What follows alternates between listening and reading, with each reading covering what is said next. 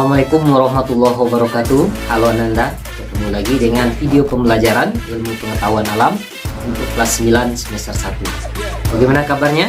Tetap semangat ya, dan hendaknya selalu dalam keadaan sehat walafiat. Amin ya rabbal alamin. Baiklah Ananda, kali ini kita akan masuk kepada pembahasan tentang listrik statis dalam kehidupan sehari-hari. Sebelumnya kita sudah membahas tentang pengalisan cepat, maka kali ini kita akan lanjutkan pada materi tentang listrik statis dalam kehidupan sehari-hari. Adapun yang menjadi tujuan pembelajaran ini, setelah Ananda menyaksikan dan melihat video pembelajaran ini, diharapkan Ananda bisa memberikan contoh gejala kelistrikan yang terjadi dalam kehidupan sehari-hari, kemudian menganalisis peristiwa yang terjadi pada penggaris plastik yang digosok kepada rambut kering. Dan yang ketiga, Anda bisa mengidentifikasi jenis-jenis muatan listrik. Kemudian Anda bisa menjelaskan interaksi dua muatan listrik.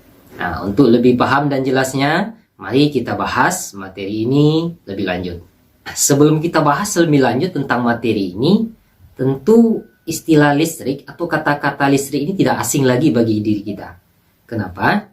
Karena hampir semua kehidupan kita ini itu berkaitan dengan listrik.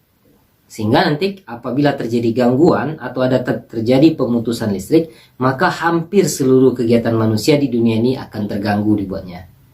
Nah, jadi sebetulnya dari mana datangnya listrik tersebut?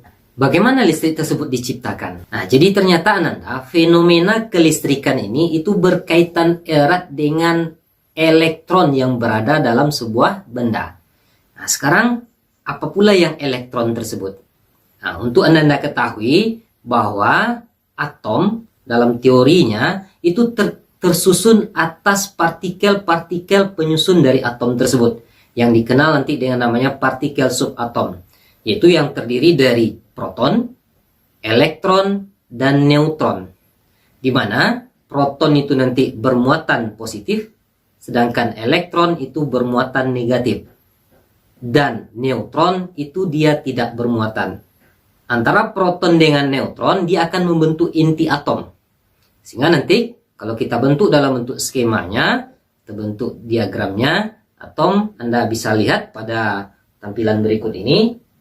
Nah, jadi yang elektron itu berada di sekeliling inti atom. Dia bergerak mengelilingi inti atom. Sedangkan proton dan neutron itu berada di tengah-tengah, berada di dalam inti atom. Nah, jadi itulah yang disebut dengan konsep atom. Nah, antara muatan-muatan tersebut, baik proton yang bermuatan positif dan elektron yang bermuatan negatif, itu akan terjadi interaksi. Sehingga nanti interaksi tersebut akan menimbulkan gejala. Nah, sehingga nanti kita akan menyebut gejalanya itu adalah gejala listrik statis. Nah, bagaimanakah kita membuktikan atau melihat bentuk gejala listrik statis ini? Coba Anda perhatikan beberapa kegiatan praktikum berikut ini. Oke, nah baik Anda, kita akan coba membuktikan dari gejala listrik statis ini. Jadi kita membutuhkan yang pertama, nanti silakan Anda cari nanti plastik apa saja, ukurannya apa saja. Nah, kalau dapat ukuran plastik itu dalam yang agak tipis. Nah, contohnya yang Bapak gunakan sekarang adalah plastik pembungkus roll. Nah, sediakan agak 2 buah. Kemudian kita juga butuh nanti yang namanya kaca. Nah, kaca kalau di labor bisa kita cari dengan batang kaca, tapi kalau di rumah, silakan Anda cari aja piring kaca. Nah, mungkin Bapak rasa di rumah setiap Anda memiliki piring kaca ini. Nah, dan yang terakhir nanti yang kita butuhkan adalah kain wol. Nah, silakan Anda cari nanti bahan-bahan baju Anda yang berbahan dasar kain wol. Nah, bagaimana cara membuktikannya? Nah, silakan Anda perhatikan kegiatan praktikum berikut ini yang akan dibantu oleh asisten Bapak untuk membuktikan gejala listrik statis ini. Nah, jadi kegiatan pertama yang akan kita lakukan adalah menggosokkan plastik ini dengan kain wol. Jadi nanti masing-masing plastik ini nanti akan kita gosokkan dengan kain wol. Nah, nanti yang akan kita amati itu apa interaksi yang akan terjadi antara kedua plastik ini setelah digosokkan dengan kain wol ini. Untuk lebih jelasnya, mari kita perhatikan percobaan berikut ini. silakan. Jadi yang akan kita lakukan yang pertama adalah menggosok plastik ini dengan kain wol. Nah, untuk menggosok ini tergantung kepada waktu. Semakin lama kita menggosoknya, maka dia interaksi yang akan terjadi nanti akan semakin jelas terlihat. Nah, sekarang kita lihat apa yang terjadi setelah digosok dalam waktu sekian lama. Nah, kita lihat interaksi atau gejala yang terjadi antara dua potong plastik ini. Coba Anda perhatikan.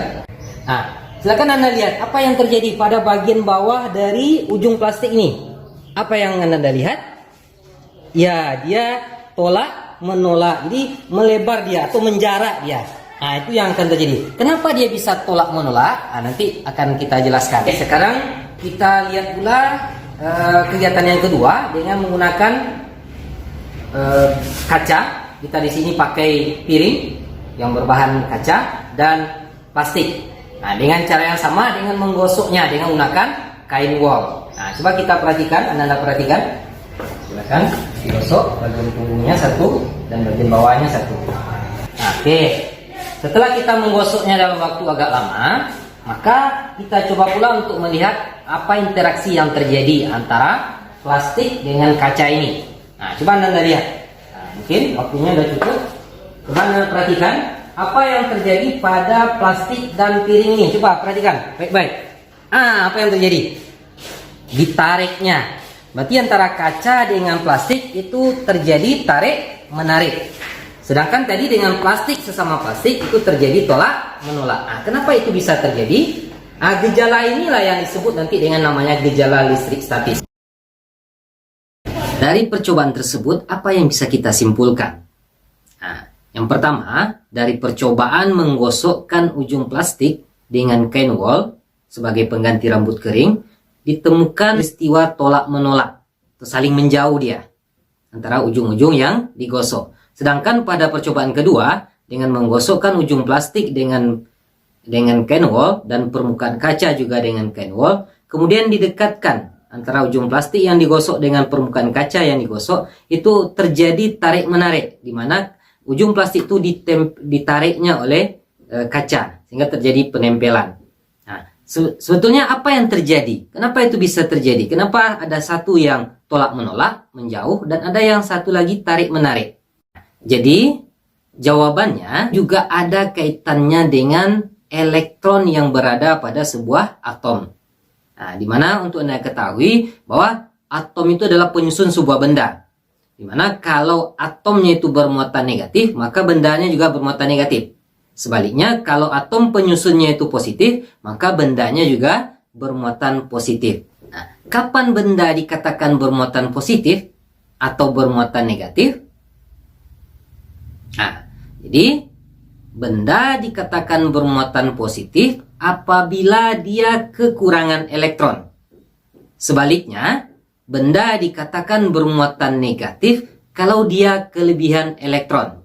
Nah, seperti yang Anda lihat ilustrasi pada animasi berikut. Jadi, ini yang disebut dengan benda yang bermuatan positif karena atom di dalamnya adalah atom-atom positif.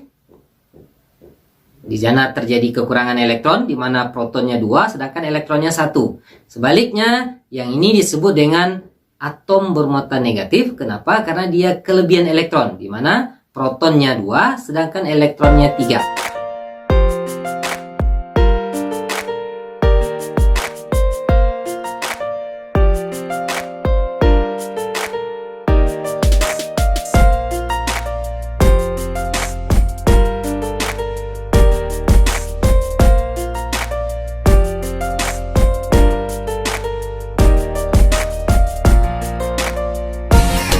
Mungkin itu yang kita bahas pada video pembelajaran kali ini. Mudah-mudahan apa yang menjadi tujuan pembelajaran kita bisa Anda capai.